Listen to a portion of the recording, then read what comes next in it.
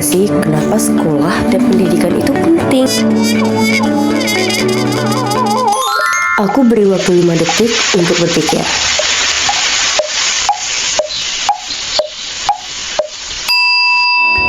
Pendidikan itu ada bukan cuma soal pintar ngerjain soal, tapi juga soal sikap dan tanggung jawab. Sekarang aku mau tanya, waktu 5 detik tadi kalian pakai untuk benar-benar berpikir gak sih?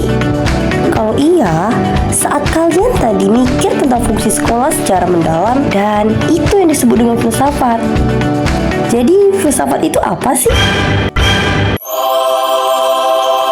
Filsafat berasal dari bahasa Yunani yang ini philo berarti cinta dan juga sophia berarti kebijaksanaan, yang berarti cinta akan kebijaksanaan.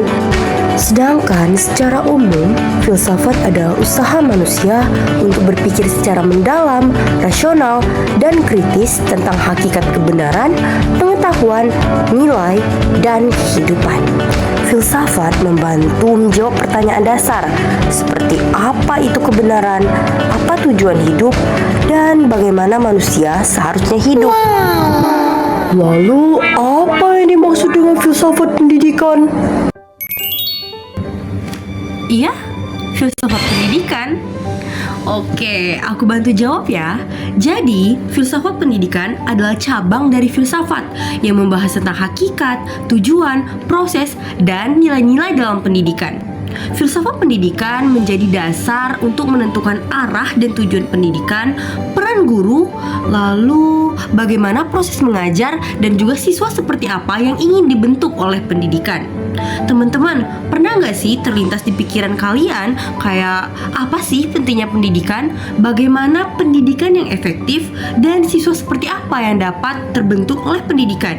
Dan semua pertanyaan kalian itu dapat dijawab oleh filsafat pendidikan. Jadi, contoh filsafat pendidikan itu apa aja sih?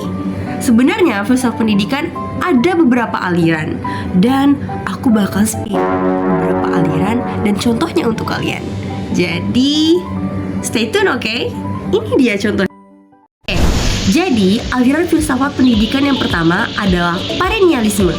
Perennialisme ini dipengaruhi oleh pemikiran Plato dan juga Aristoteles.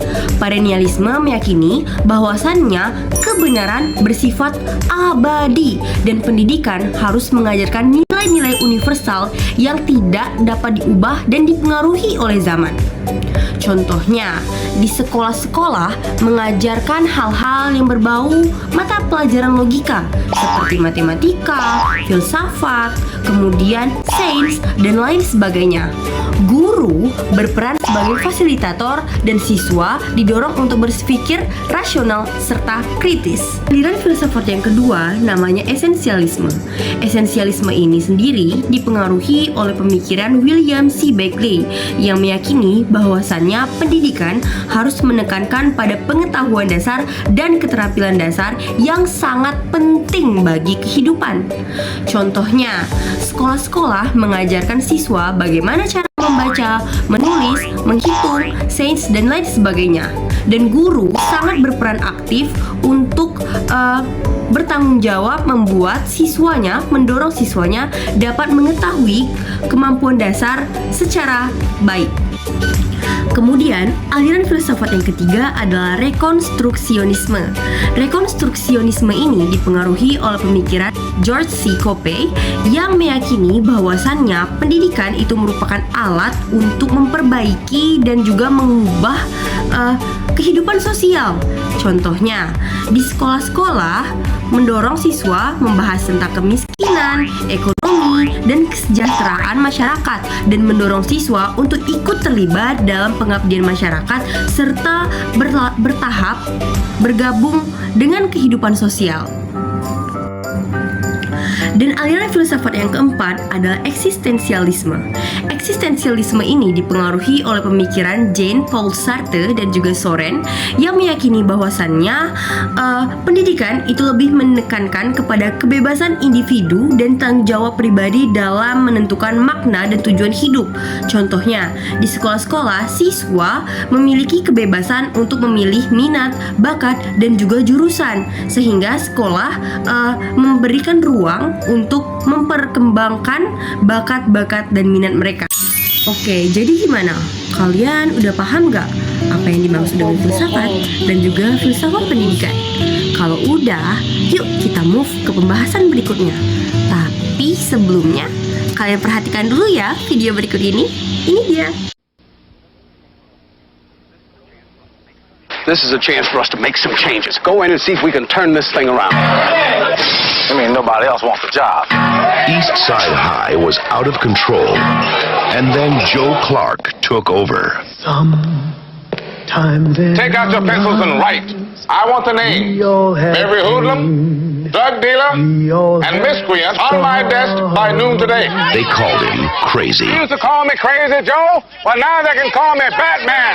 Crazy for padlocking the doors. You know me 30 years. You knew what I would do.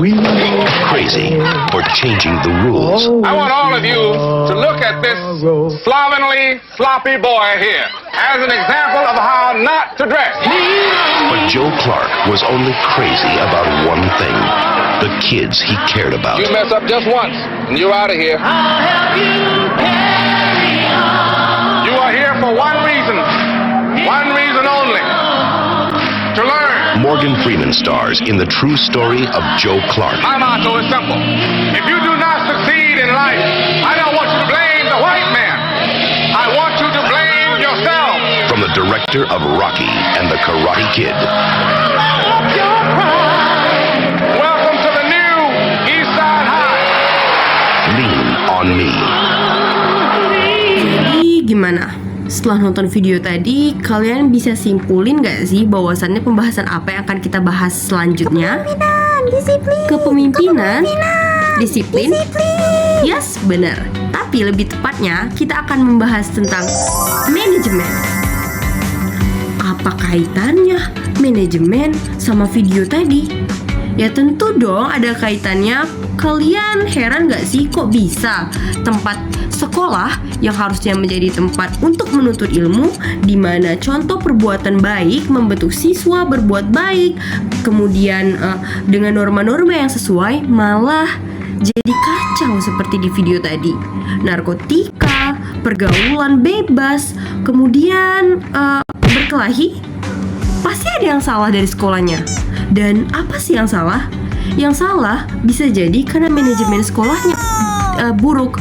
Makanya ada karakter Joe, si kepala sekolah baru, datang yang awalnya kontroversial dengan sikap tegas dan wibawanya mengubah kebijakan-kebijakan yang di sekolah, seperti memecat guru yang tidak becus, kemudian mengubah kebijakan sekolah dengan sangat ketat, dan juga membuat peraturan-peraturan yang dapat mengubah sekolah yang awalnya buruk menjadi lebih baik.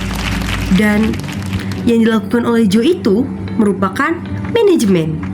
Jadi manajemen itu apa sih? Oke, kita jelasin. Ini dia. Manajemen adalah proses perencanaan, pengorganisasian, pelaksanaan, dan pengawasan untuk mencapai tujuan secara efektif dan efisien. Dalam bidang pendidikan, manajemen digunakan untuk mengatur seluruh kegiatan sekolah atau lembaga pendidikan agar proses belajar mengajar berjalan dengan baik. Lalu, teori manajemen pendidikan? Teori manajemen pendidikan adalah konsep dan prinsip yang membahas bagaimana proses pendidikan direncanakan, diorganisasikan, dilaksanakan, dan dievaluasi agar tujuan pendidikan tercapai secara efektif dan efisien. Berikut adalah teori manajemen pendidikan. Scientific Management, manajemen ilmiah oleh Frederick Taylor, menekankan efisiensi, standarisasi tugas, pembagian kerja yang jelas, serta pengukuran kinerja. Dalam konteks pendidikan, teori ini diterapkan dengan mengoptimalkan proses administratif dan operasional lembaga agar lebih efektif. Berikut merupakan teori manajemen klasik dengan tokoh Henry Fayol dan inti teori fokus fungsi manajemen seperti planning, organizing, actualing, dan controlling. Teori manajemen yang kedua adalah teori ilmiah dengan tokoh Frederick V. Taylor dengan inti teori, efisiensi kerja, dan produktivitas. Yang ketiga, human relation dengan tokoh Alto Mayo dan inti teori, hubungan manusia dan motivasi kerja.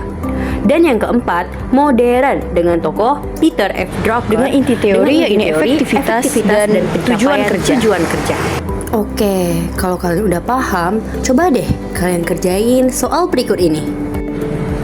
Hubungan filsafat pendidikan dan teori manajemen pendidikan adalah A. Filsafat mengatur teknis sekolah, B. Manajemen menentukan nilai pendidikan, C. Filsafat memberi arah, dan manajemen mengatur pelaksanaan, dan D. Keduanya tidak berhubungan.